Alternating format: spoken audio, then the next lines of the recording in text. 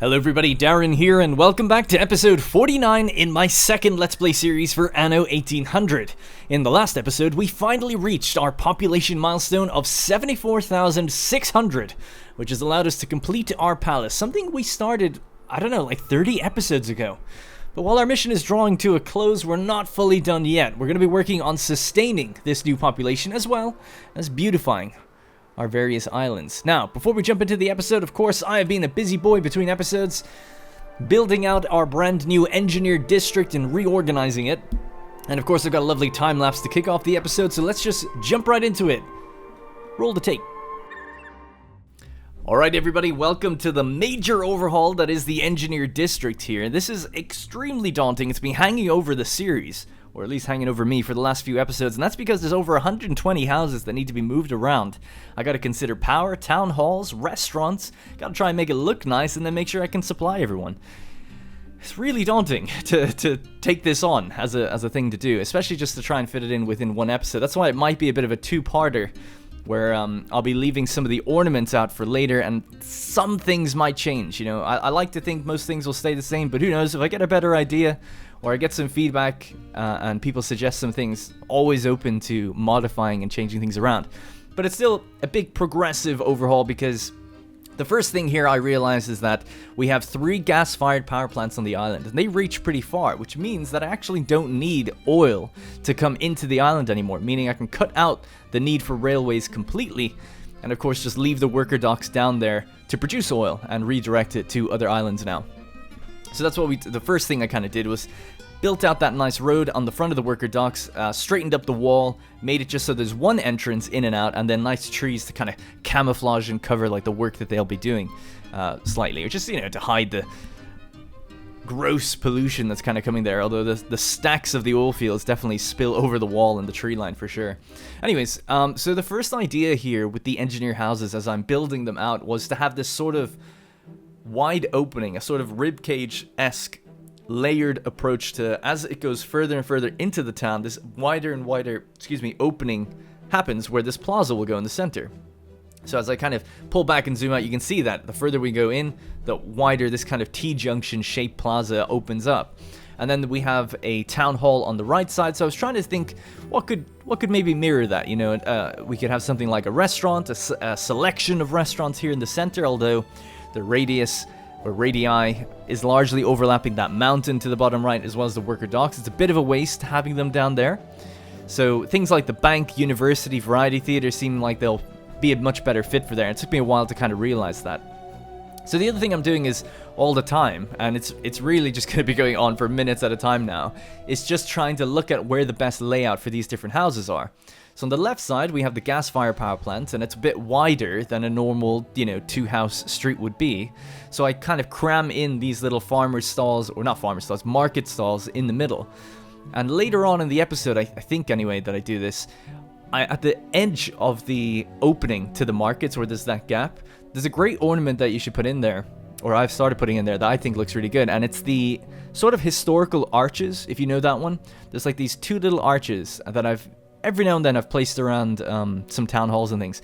Putting them in that little 1-tile gap between the market that leads in, it looks so good. It makes it look like an old historical archway, like into an old side street and stuff. I think it looks great doing that. So I didn't figure that out until later. I think I show it later in the episode. Apologies if I don't, but I'll show it next time. Faux show. The other thing is then on the left side, you can see there's 2 bridges that come across from the investor plateau, and I wanted to have those bridges have a nice straight road that leads further into the town, because it's almost like a main road. You don't want to turn right at the start of a bridge. It just doesn't look right. So I kind of cleared the area for those to just kind of come in.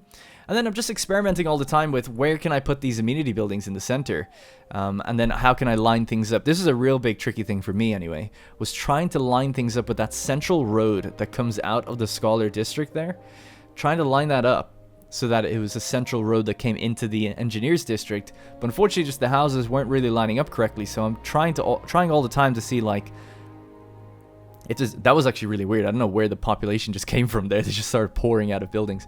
But it's like, if you've got 2-tile gap, it's like, how can you can't fit in another house, and you can't move things really to make it fit. It's kind of tricky. I was thinking of maybe making like an L shape, and that way you could kind of have it maybe work. Anyway, it's a bit of a long-winded story about nothing, but ultimately I'm just constantly trying to figure out how that can kind of fit and make the road work, because I hate the way a road can kind of come out of an area and just immediately hit a wall and you have to turn. I think it just looks much better when you can get it to be like a main road, basically.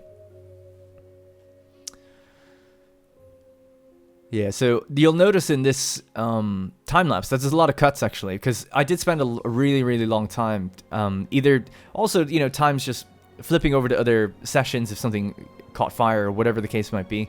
So I've tried to cut all that out this time. There's no real trial and error. What you see is what you get by the end, pretty much, except for the placement of some of those amenity buildings. Now, this is actually some advice I got in the last episode. I was building out the investor plateau number 2 here, and I put down the university, and I was talking about how I was struggling to get it to fit and make it right for a while. And yeah, very astutely, someone in the comments pointed out, it's like, investors don't need a university. And I just somehow completely forgot that. So I replaced it with a museum. So the museum is now going to hold the... Oh, I'll mention this later in the episode, by the way. I found the items that I was missing. So I won't bore you with it now, because I do talk about it at length later in the episode. But the Battle for Trelawney set is in the game, and it's totally fine. People were worried it was maybe donated to science or something. Anyway, what I ended up doing was I put the ornaments down here for the Gods of the Delta, the one that gives me all that extra influence. I can't remember exactly the set name right now, but that's what I ended up putting over there. And I think it looks pretty good. I need to maybe go revisit it. What I haven't done in this time-lapse is gone into the details of ornaments, so that'll be next time. So I'm going to revisit that museum and then maybe put some of those arches and columns around it to really make it look a bit ornate, because it is kind of squished in there. There's only 3 modules, and it is like pushing up against all the roads. So I do think it's a little bit squished in there, but having some of those extra ornaments around it, I think, could make it kind of look like almost like an open plaza art piece rather than a museum that you walk into, if you know what I mean. Another weird thing I did, or decided to do, was because I was cutting oil off the island, it meant that the fuel station wasn't going to be powered anymore, or receiving oil. So that meant the Bright Harvest tractors that were powering the vineyards were no longer useful. So I decided to delete all of them, just fill in the modules with the rest of the space, and then later in this episode I'll be working on building up a vineyard in another island so that we can like keep up with the grapes that we were producing. So back to the main kind of central plaza. What I was doing here was extending out where one of the town halls were, having it like have this bigger opening and lead into it. And I wanted it to face where the plaza is going to be. It was facing the opposite direction, so I just kind of rotated it around. The same is true for the hospital, so I just kind of rotated that to make it a bit more sense. It's kind of facing towards the palace now, rather than just towards a set of buildings. We have a lovely supply warehouse that will be supplying all the restaurants. It's just about in range, and then I put a fire station next to it. I wish there was like a more modern fire station. I think I said it before that people often ask me what I'd like to see in Anno games, and do I have any ideas for anything? And I generally actually don't. I really like Anno as a game, and I have very little constructive feedback to offer because I just enjoy it so much. Whereas when I play other games, I'm very critical of them because I'm like, oh, I could have done this, you could do this, you could do that. But this game always exceeds my expectations. It's one of the reasons I love it so much. But one thing I've been thinking about, which I'd really like to see, is, for instance, if you were to put like a fire station down and then put another one next to it, it should like upgrade into this bigger fire station and give you more something with it, if you know what I mean. So the idea that you can place multiple factories together and they become bigger factories, I don't know, just for me, I think that'd be really cool. You could also have like gameplay effects with it as well. Maybe that you'd have to research it in a tech tree or something, I don't know. But those are the kind of things I think would be kind of cool. You do advance through the ages, so there's no tech tree in the game, but I think for this era that would be something that I would have considered. There is a research institute, but you don't actually get better technologies, for a bigger and more industrious firehouse or police station or whatever it might be. So that'd be something that I would maybe think about. But anyway, that's going to be pretty much it for this time lapse. A lot of reorganization, and a lot of this will be shown in more detail and explained in the episode itself. Alright, ladies and gentlemen, here we have it, the new and improved Engineer District 2.0.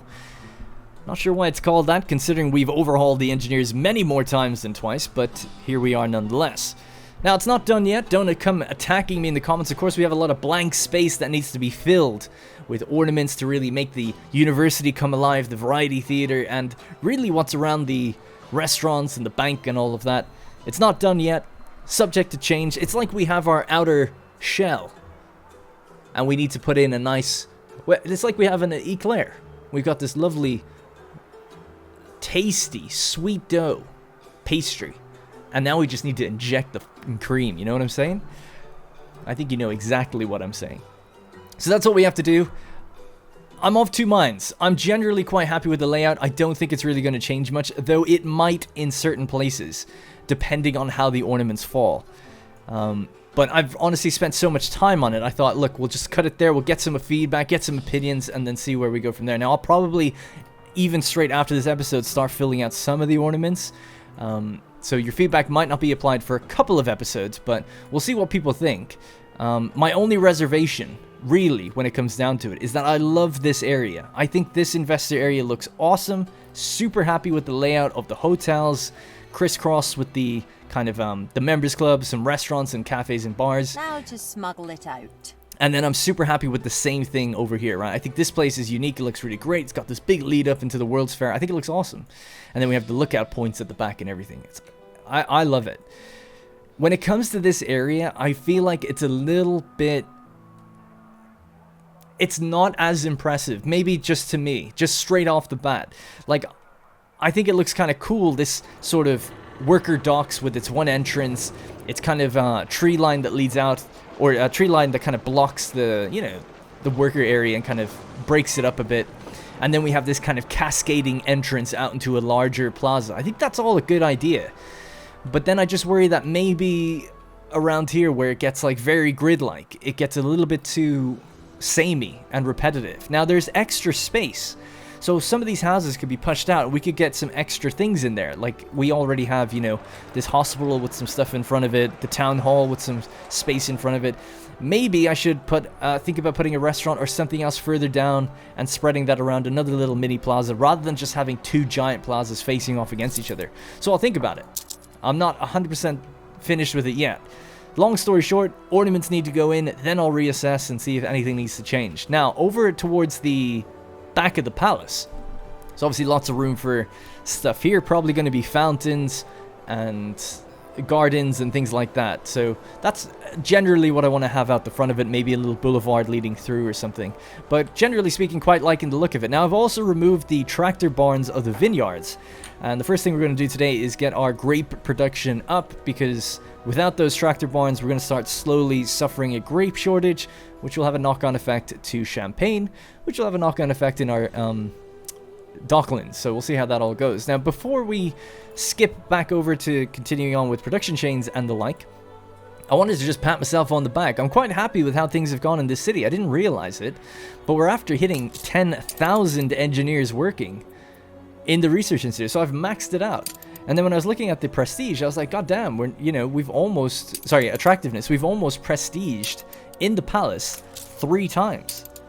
Now, I'm not saying that like this is some record or anything, but considering I'm not that efficient, I feel like I've done all right, for this campaign, as we're kind of coming to the end of this campaign before we actually get to the High Life DLC, I suppose.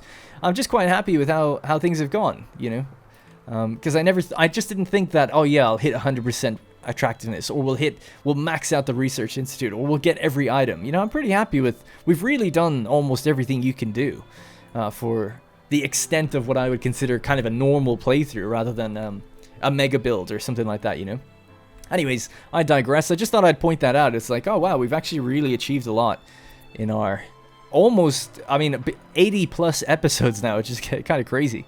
So, in between episodes, I'd looked at the island of Skerries as an island that looks good for adding the grape fertility out here. So, in the Research Institute, I've actually been researching a bunch of fertility changes, ore deposit changes, and the remnants of, moving clay deposits, moving oil springs, all of that kind of thing. So, I thought I'd get rid of the hops fertility here. I've never done this before. I think you just click it.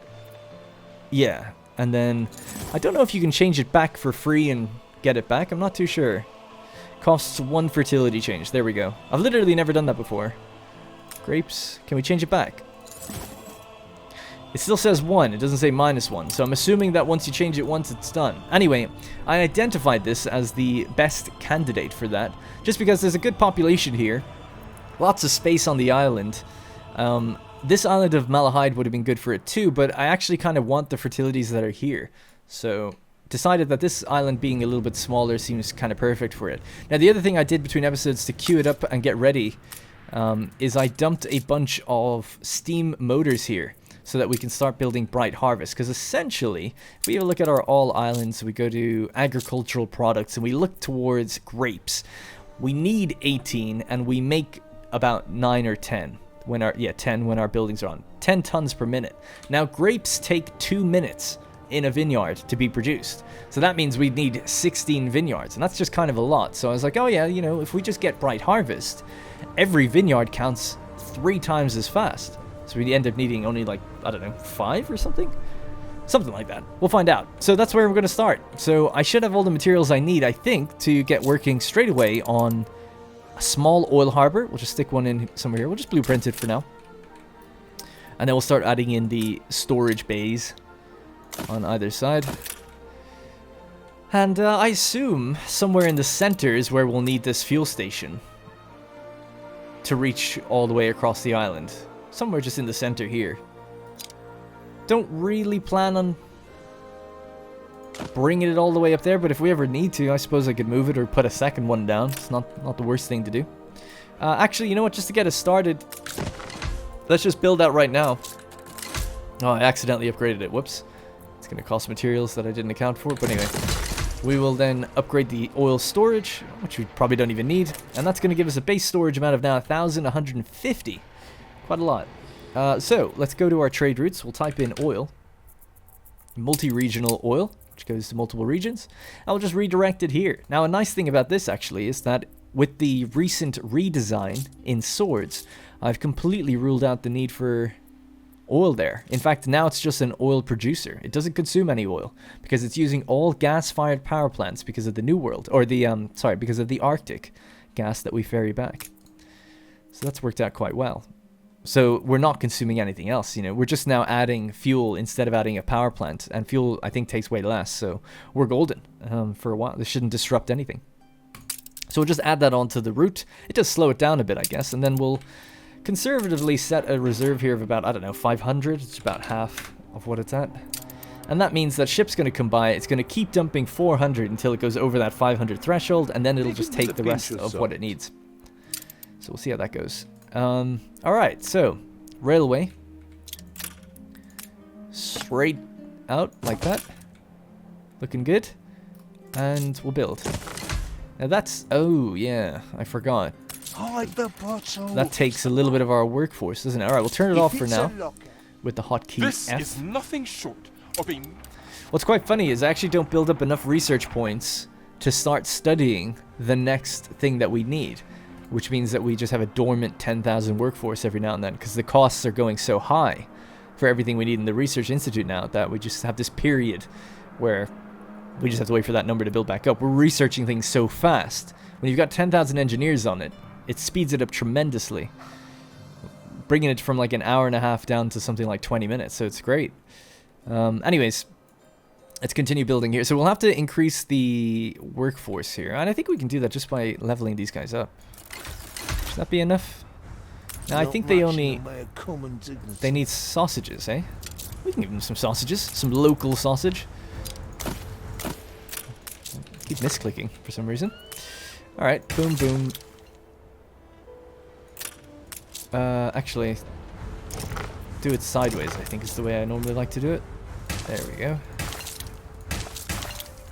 Yeah. Yeah. Alright, cool. Our nice little... pig farm, and then we'll just put a nice little slaughterhouse right next to it.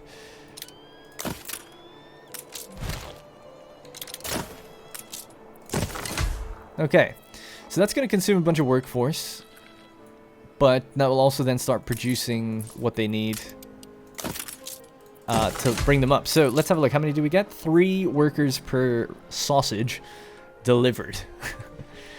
Yeah, so when they get their sausages demand, we get 3 extra workers, which means with the extra one, so how many is that? We're gonna get 30. It looks like 30 houses, right? Or sorry, 10 houses. So an extra 30 population. Still not quite what we need. How much? Actually, that 30 is gonna unlock bread. Yeah. Okay, I've got an idea then. Actually, let's do a charter route, and we'll go click bread, and we'll go from the island of Malahide to Skerries, because we actually have an excess of bread in Malahide. Well, I don't know if it's an excess. I know that they make it there. Because when I was looking at removing the fertility for wheat, I was like, actually, they use bread, and I don't know if I want to do that. And I noticed it was full. So let's see how much they produce. If we toggle on Skerries and Malahide, and go to consumption, it's 2 to 1. Now, the consumption might not be open yet for bread, just yet. Ain't perfect. No, not yet. But I imagine, with only 10 houses, we can probably do it just fine. I would imagine that. We're taking every care. I didn't actually check as well. With regards to sausages, it's a minute to a minute. Okay, so it's even.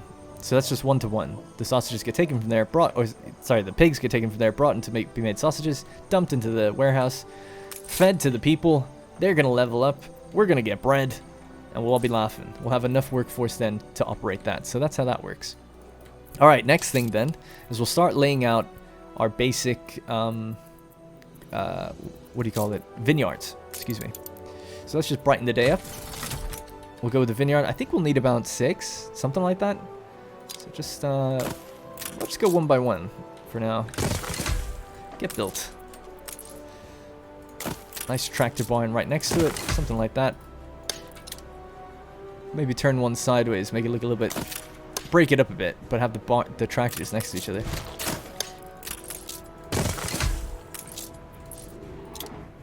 Yeah, something like that. Okay, so that's 2 so far.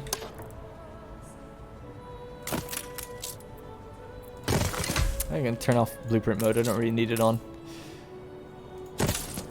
2, 3, and then we'll have a warehouse in the middle. Maybe another one, just in case. Probably don't need that, but you never know. Whatever. And then we have to see if our road will even reach here.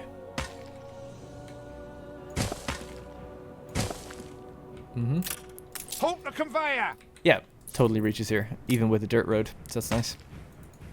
I don't know. The plateau seems to end around here, so maybe a cutoff point like there would be good.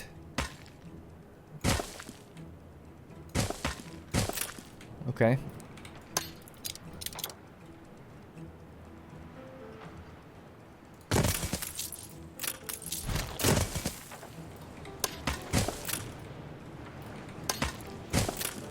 Something like that. So how many is that now? 4?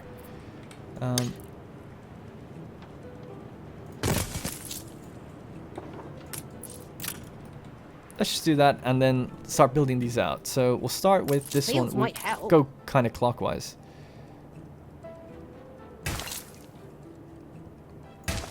Yeah, just something like that. And then the next one. You need a warehouse, you do. We don't need a warehouse. You need a road, you silly Billy. Oh, actually, the warehouse is not connected. She's right. There you go. Okay, so up to 192. I'm not going to trade union it. I don't think I need to.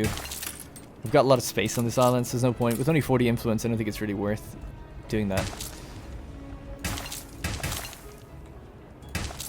Alright, looking good. Eating up a lot of space, though, now, very quickly.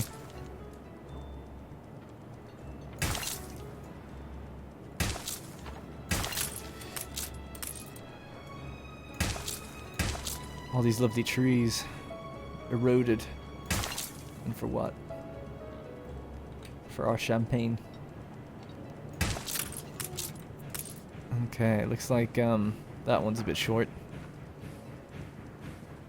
Quite a lot. In fact, maybe I'll just get rid of that one then. See ya. And we'll just fill this in lazily. Like that. So 255 out of 192, okay. So once they all get their fuel, and they'll get that in a second once our houses start to grow a bit more. So they've gotten their sausages.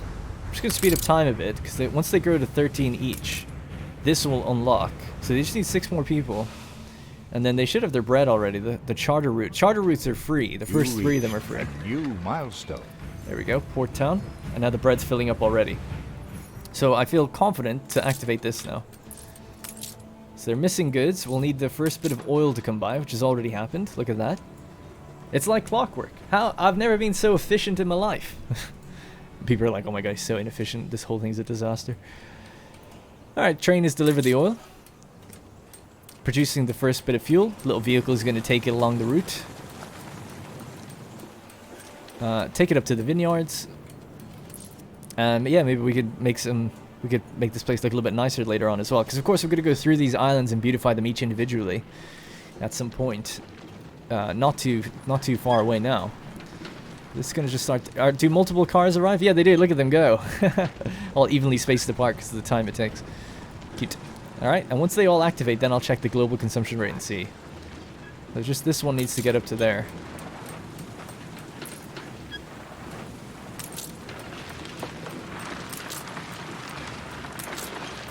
A bit worried. Why is nobody making it to that one? Can you make it to that one?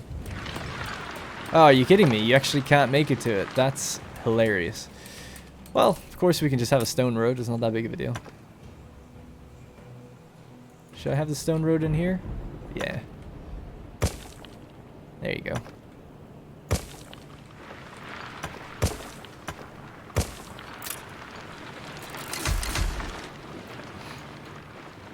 Alright, so it's in range now. No problems.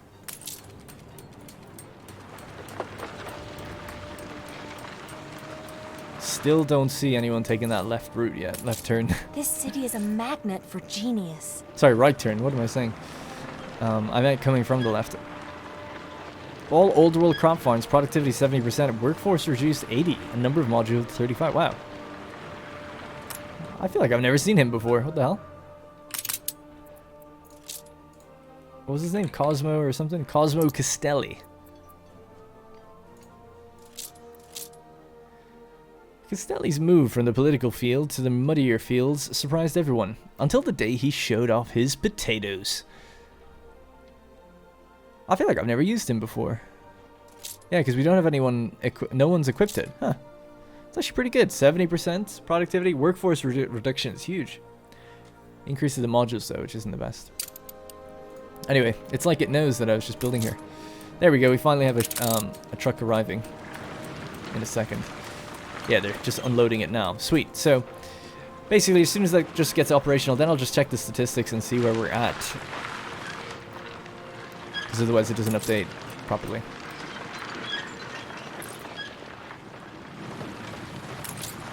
There you go. Boom. Alright. Agriculture, all islands, grapes. So grapes is now at 18 to 18. Man. Worked out.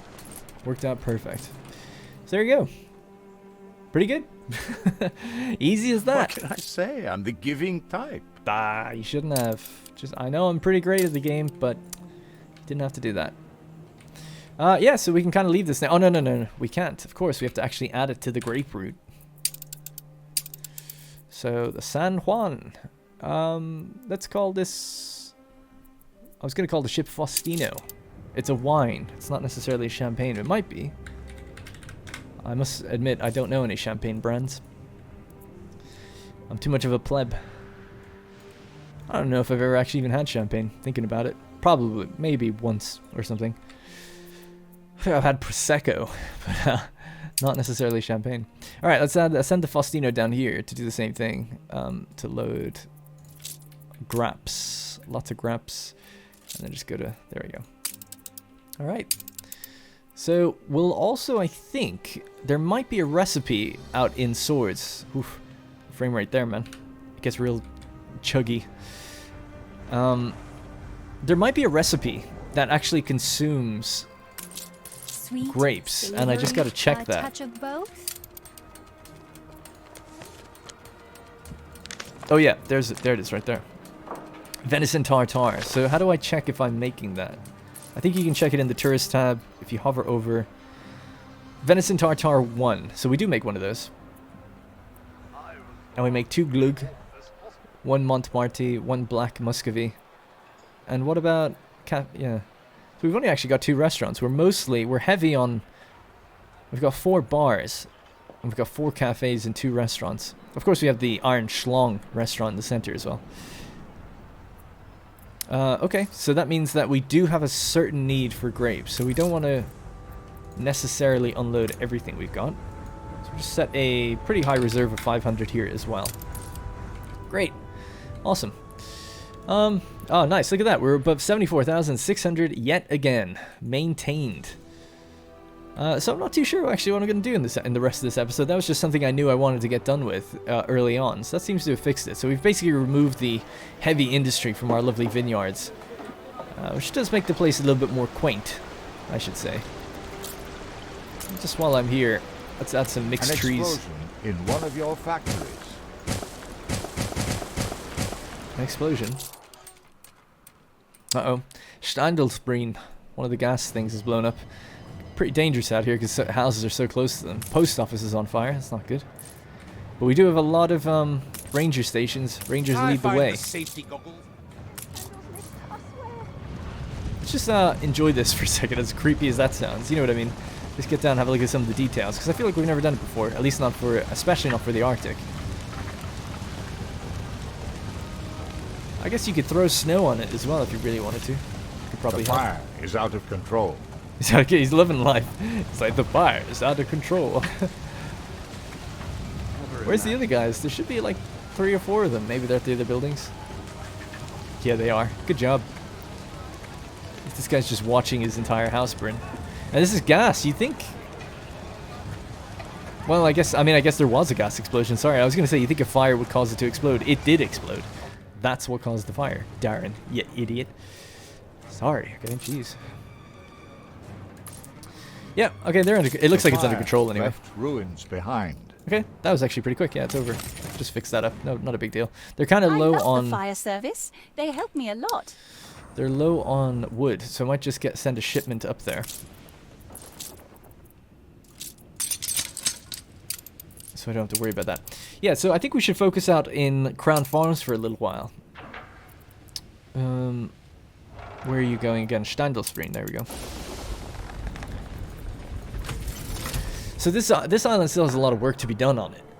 Now, I haven't actually checked the statistics screen to really see how bad things have gotten with the extra populations and stuff I've added on. A lot of this stuff I'd like to do in time-lapse, because it'll just look best then, and it'll take me a while to really move things and order them and figure out what's going... Oh, yeah! I probably mentioned it in the time-lapse. Say I don't take enough risks. I'll have to sort that out. But I found the other items for the Battle of Trelawney. I have no idea how, and I swear I didn't do anything to the save or anything like that. To be honest, I don't even know if you can. I'm assuming you probably can save, edit anything, but I found them. Or I don't know where it just was in. They were in Crown Farms, so I don't know why it didn't show before. Like, I have no idea. But basically, the 3 items were in some of them were here, and some of them were in Crown Farms. So I didn't delete them. People were like, "Oh, I think you might have donated them," and I was worried that I did, but it turns out they are here. Because yeah, during the time lapse, you'll actually see me during the time lapse like find them, essentially, and then I ferried it over so they could all be together. So that's the one I think I was missing, Admiral Nadaski's saber, I think, and the medal. The medal is there too, and then the yeah, we've got 2 Imperial figureheads. But I don't understand. I won't go to it now. But I mean, we definitely searched the item pool, didn't I? Maybe I didn't turn on the filters correctly or something, but it wasn't showing. So no idea what was going on there. But it was just pure happenstance as I was building out this mini museum here. It just it just popped up, and I was like, "Isn't that the thing I'm missing?" And then I found that the other items were fine. One of the things I just wanted to mention very quickly was I had played around with the idea of having the bank central here. And I actually think it looks quite cool putting it there. And then having the university here opposite the restaurants. I do like that. The only issue is this doesn't line up. It'll either have a gap on the left or a gap on the right. And I just can't deal with that. Because it's symmetrical. But unfortunately, the count of grids, you know, whatever in this is not even. And that's bothering the hell out of me. So I thought about that as well, and I thought, oh, what about turning it sideways? And it doesn't really look as good, and also same problem anyway, so. Anyways, I look forward to seeing what people think and what we can do there. Also considering having entrances on this side. There are 2 on each side here, but might have some that are a bit closer. Alright, so to prevent me dilly-dallying, let's just hop over to Cape Trelawney, to Crown Farms, and we'll see. Oh yeah, oh, here's actually something we could do. I had forgot to do this. I'm going to get our ships. We're going to sail down into this area here and take out some of Arthur's battle cruisers and other ships. People were saying, like, you should go to war with them, do whatever you got to do, time-lapse it if you can. I mean, it's just such a long process. Now, we've only got 40 influence, so what I was thinking of doing Huh, that's interesting. Influence from cultural modules, 520. You get influence. Oh, it's just the one. Yeah, the zoo cancels itself out, doesn't it? Anyway, I might remove some museum modules or botanical garden modules just to get the influence back so that we can just raise a massive armada and basically just storm his capital, really, which is here. You know, if we hit this capital, it'll just knock out his economy, and then what I'll do is just target everywhere that has a shipyard, and he won't be able to do anything then. And before I go to war, what I'm going to also have to do is make a log of how many ships are on each of these routes. And at least if I have the numbers right, then I can, if we lose ships on the way, I can just get them back, no problem. What's really good as well is I can actually make battle cruisers for no weapons cost whatsoever. And again, totally unintentional, but obviously Docklands is so powerful that adding in the naval architect, the hydrodynamist, Mr. Swell, and the other naval architect, the even more famous one, it's just removed the cost to the extreme, where now it only just costs in influence. It doesn't cost any equipment at all. So it's pretty incredible because you can just cut out, like I have managed to cut out advanced weapons completely. Now I suppose if you wanted thick defenses, you might need them. We've run out of cabins. You've run out of clay.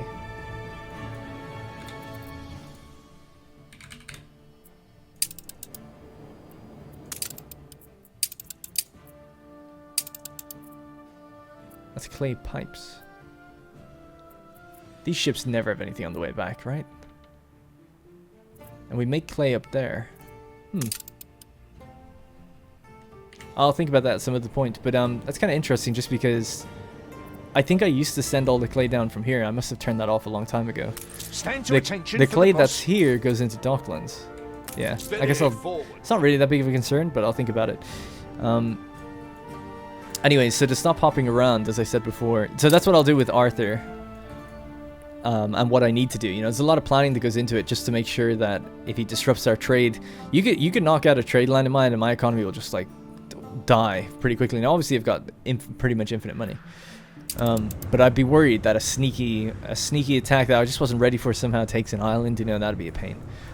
So you got to be careful with all that. Right. So let's go to Cape Trelawney. And let's see what we can do in terms of sorting out any production and goods that they're going to need. So I guess ultimately, I want to keep it on Crown Farms and just have a look at consumer goods and see, are they running out of anything? Well, actually, that's not going to work. It'll be more about based on what we're making here. Because this... Actually, here's what we do. Population. That'll tell me if there's been a fluctuation here. So it went up an hour ago when I last played, and I upgraded some. Yeah, I downgraded investors, actually. That's what I did. I mean, it looks super consistent. It's hard to tell if it's going to run out. So what do the investors need to get fully grown? Adequate, but lacking finesse. Well, that's not going to happen. They want 5,000 investors in total. So yeah, that's not going to happen. Your ship has returned from its voyage. I basically need to see if this number fluctuates at all now. Which is it's crazy if it doesn't. Because I'm like, oh my god, we're done, I suppose. And then it literally is just about beauty building at that point. Like going over things and making them look a bit nicer. There is a missing trade union here I'd like to put down as well. And speaking of bricks, got more than we can ever handle. Yeah, so let me just look at global population then. And see, is there anything fluctuating? And that way I can look to improve something. Workers has gone up.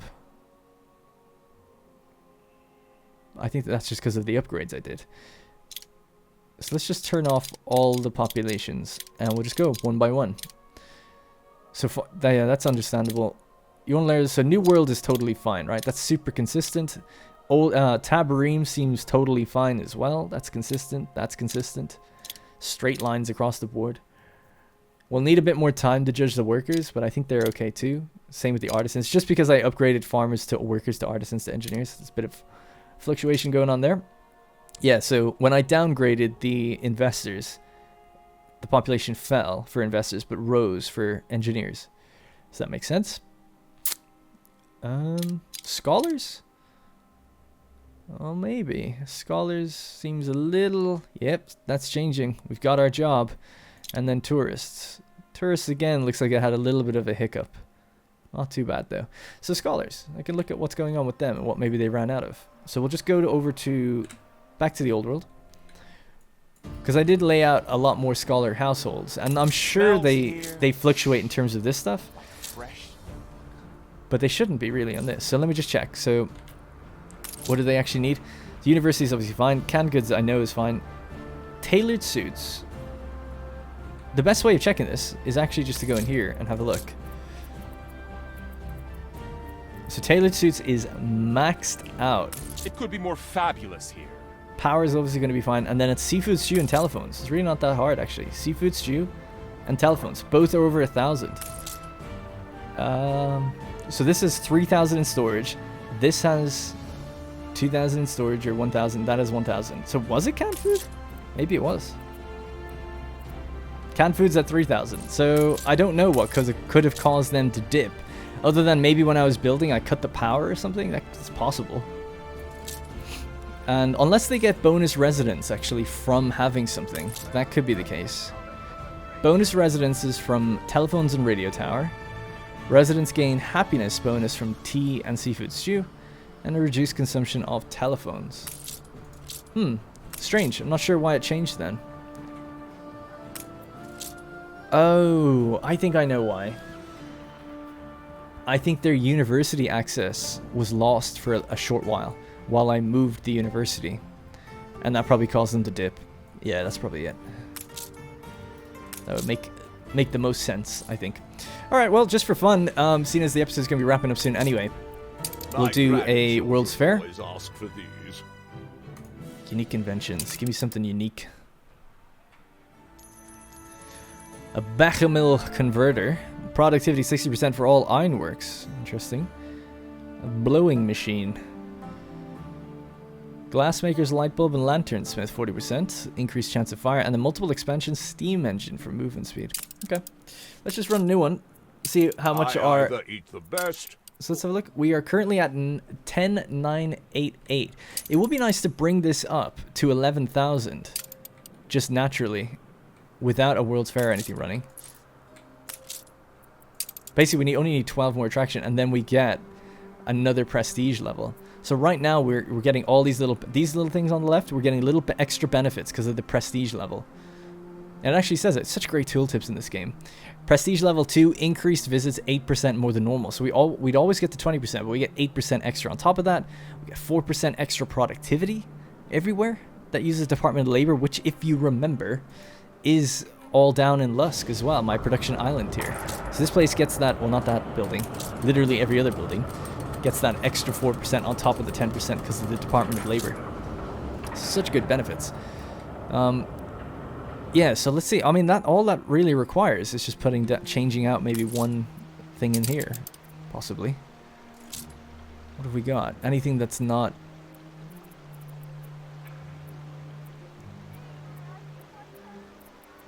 that good. So a caracal is 30, an impala is 30, a giraffe is 40. We could get rid of some of these or see if we can switch them out.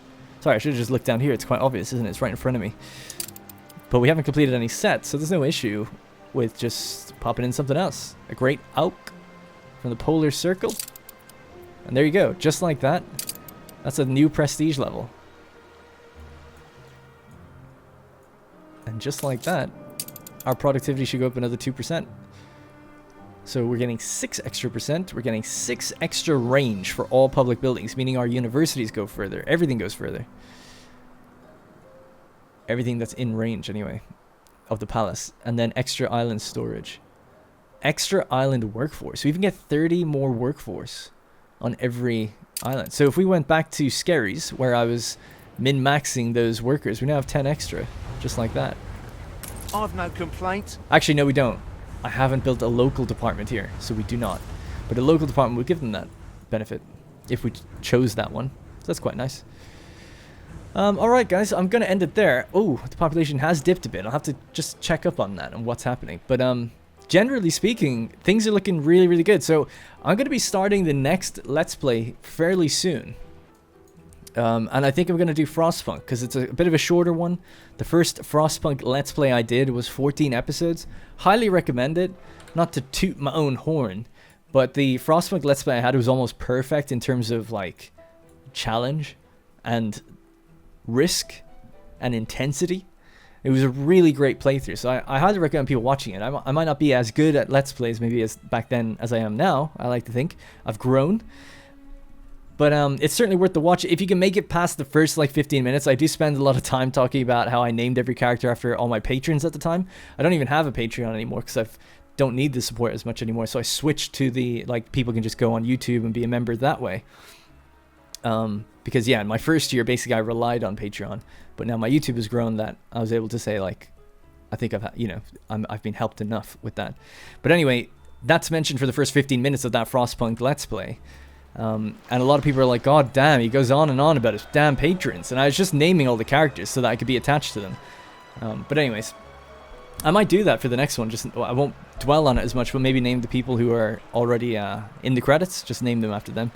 But yeah, Frostpunk's an awesome game. And then beyond that, I'll still be doing Anno at the same time. This Anno anyway, this Let's Play and the save. Because now I'm going to go island by island and like make this look like a town, like a living town. And make this area look nice. You know, I want to do that. I can't actually really looking forward to it. It just is a lot of work. So I'll let you know. The next episode will be 50, which seems like a good milestone to kind of do that. And then like start talking about how this will start winding down. As I start winding up another Let's Play series. And then obviously when the DLC comes out for this, I'll be diving straight back in, hopefully back to 3 episodes per week and everything. But when I'm in my winding down phase, it might be reducing it. But I'll let you know anyway in the next episode. Because even as it stands, I'm missing episodes because I'm spending so much time reorganizing already. So it just has to happen. So yeah, basically, for those who don't know as well, I don't really advertise very well, but if you are subscribed, or a channel member, I should say, a paid channel member here on YouTube of either of my channels, you can link your account and join my Discord. And every quarter on my Discord, it used to be every month, but now I do it every quarter, I do something called the Senate meeting. So if you've linked your account, you'll get a role that'll make you a senator. And then it's like a little blue name. If you've got a blue name, you're a senator. And it gives you access to the Senate House. And any level, by the way, is quote-unquote a senator, right? It's just anyone who's a paid member of anything, either be Twitch or on YouTube, you get access to this. So it's absolutely anybody that is a regular subscription-based paid member on this channel or on Twitch, links the account to Discord, gets access to it. Anyway, in there, once a quarter, I publish to my website, therepublicofplay.com, something called a Senate meeting, which is when I talk about how everything's going, you know, and I've been doing that since I started, because I always thought, like, well, anyone who gives me money deserves to kind of know where it goes. And I do a breakdown of finances, I do a breakdown of, like, what channels are doing well, what content I'm thinking about.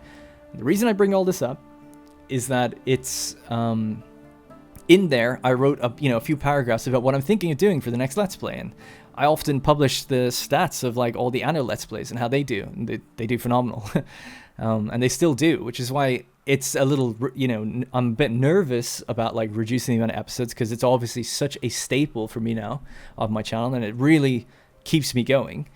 But at the same time, I don't want to drag it out either, if that makes sense. But I'm just hoping that a lot of people will find enjoyment in other series that I do in future. But it's okay if people don't. I understand that not every game is for everyone, so it makes sense. But anyways, in there, I talk about other games I'm thinking about doing. People want me to play other Anno games. Unfortunately, it's not going to happen. I like this one. I've looked into the other ones. This is the best one. I really don't want to play something that's not as good as this because I'll just be negative. Trust me, I will be. So that's unfortunately off the cards. But obviously, Anno DLCs and things like that, I'll be back. And obviously the next game. Please, God, make it Roman. Gods, I should say. And I know there's a bit of a monologue here at the end of the episode. Feel free to leave if you're not interested. But I thought I'd have a little bit of a one-to-one chat with you guys. Yeah, so some things I'm thinking about would be... Some are quite a change of pace. One would be pretty normal, which would be Total War Rome 2's Divide et Impera style campaign. Because I'm a big roleplay fan and immersion fan. I try to make it like kind of immersive. Wouldn't necessarily be super historical. Some people say you should follow like the expansion of the Roman Empire. It's a little difficult to follow that, and it wouldn't even really make sense in that game. But I would try to make it as immersive as I could. The other one would be Total War Warhammer 2 Vampire Coast. I love the Vampire Coast, and I haven't really played that game in a while. The other one then I'm thinking of, like I said, I'm going to do Frostpunk. Then we have these ones are really out there. These next two, Horizon Zero Dawn. because I absolutely love the game, and I haven't played it since it came out, and I never played the DLC. Now, in a game like that, I would, cut out anything that I feel like would be boring. Me running from point A to point B on the open world map or something like that. But I'd want to include most of the quests, or almost, really all the quests, anything that's interesting in terms of voiced quests and stuff like that, and interesting exploration I think I'd leave in there. But largely speaking, I would cut out any downtime. The next one then would be Metro, the Metro series. Now, I've played Last Light, and I really liked it, but I've only played maybe 4 or 5 hours. And I never played one Metro 2033, or I never played Exodus, and I owned them all. So I thought that'd be cool to do. And again, I'd play like immersive ranger mode, hardcore. That could be quite cool. But those are really different games. They're not city builders. So I understand that.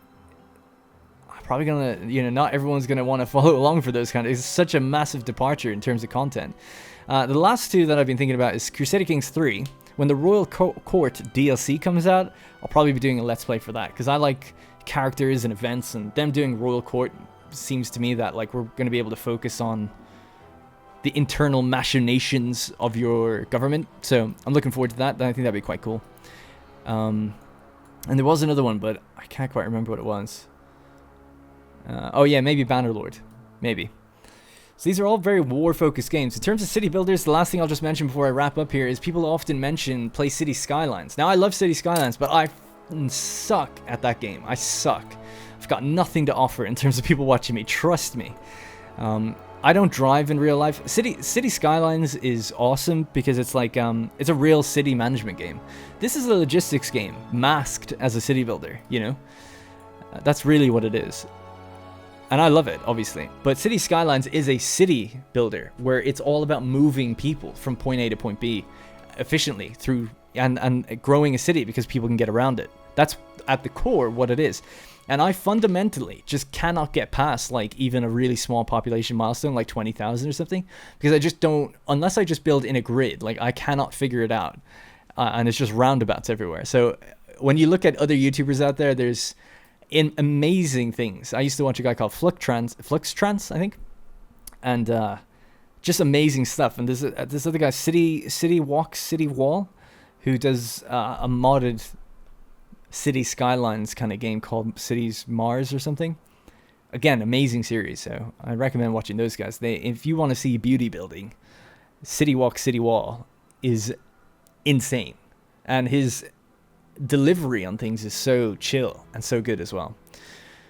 So I've thought about it, but I'm not near those guys' level. And it's not even just that, it's just I know even myself I'm just not good enough at that game.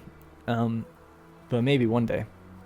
Anyways, I've droned on long enough here at the end. I should have probably just zoomed in and looked at things while I was doing it, but I find it difficult to talk ahead of time like that and do these kind of things. But yeah, that's going to be it for this episode. So the next one, it should be a regular kind of episode. But then beyond that, I'll talk about it in the next one. I think we'll start reducing them to 2 uploads per week and just start doing, big amounts of time lapses on beautifying entire islands as we wait for Anno 1800's High Life DLC to cap off this series. And then I think they've got another cosmetic pack coming. So that's going to be a little bit of an overhaul as well to some internal building on the Island of Swords. Alright, so that's going to be it for this episode. Again, thank you guys so much for watching, and I'm so sorry that I'm so erratic with uploads. I really try my best.